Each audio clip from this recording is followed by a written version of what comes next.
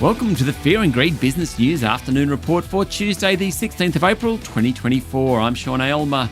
Every afternoon, we've got the 5 stories that happened today that you need to know about.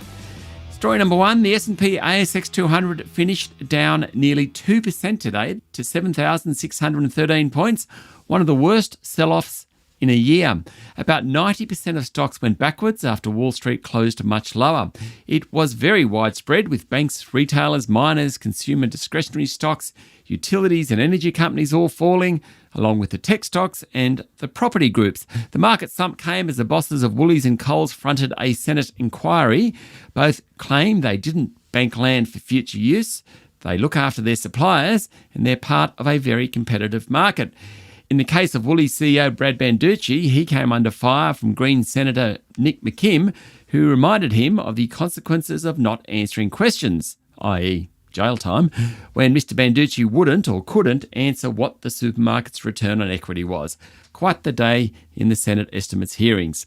Story number 2, higher than expected retail data in the US has dented hopes for a rate cut in the world's biggest economy, sending bond yields higher and Wall Street much lower.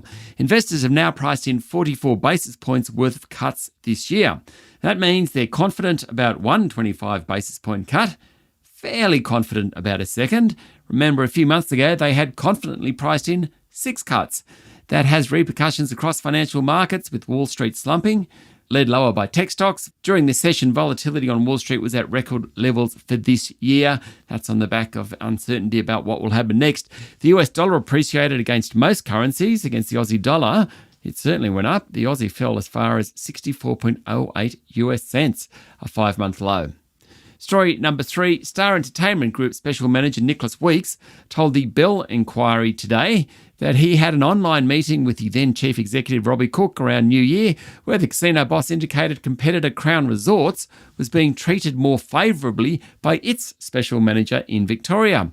The Victorian Gambling and Casino Control Commission last month determined that Crown Resorts will be allowed to retain its Melbourne casino licence, but was on notice from the regulator that Victorians expect it to be run honestly and free of criminal influence. According to a report in The Australian, Mr Weeks said Mr Cook, the then CEO of Star, made some observations that he felt that the special managers in Victoria, in relation to Crown, were more favourable, and he would have preferred that Mr Weeks' reports included some of that style of material. Star's share price fell another 14% today. It's at 41.5 cents per share. That is a record low. That company is in trouble. Story number 4, the Albanese government has established an Environmental Protection Authority, a pre-election promise to oversee federal environmental approvals. Its chief executive officer will have enforcement powers similar to those of the Australian Federal Police Commissioner. For the most serious breaches of federal environmental law, the EPA would be able to seek fines of up to $780 million and 7-year jail terms.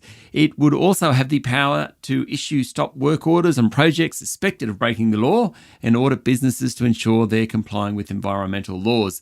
The next part of the government's overhaul of environmental laws, changes to the Environmental Protection and Biodiversity Conservation Act, has been further delayed. In fact, it might not be introduced until next year.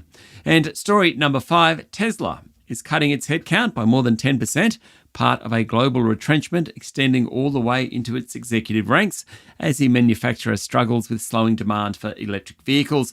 Chief Executive Elon Musk revealed the job cuts in an email to staff, citing duplication of roles and the need to reduce costs, according to Bloomberg. If the dismissals apply company-wide, they would amount to about 14,000 employees.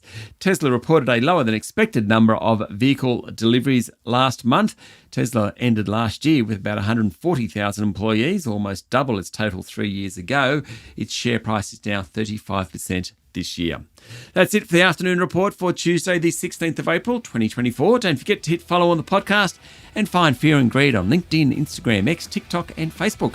Join Michael Thompson and I tomorrow morning for the Fast 5 by Fear and Greed, the top 5 business stories you need to know in just 5 minutes. I'm Sean Aylmer. Enjoy your evening.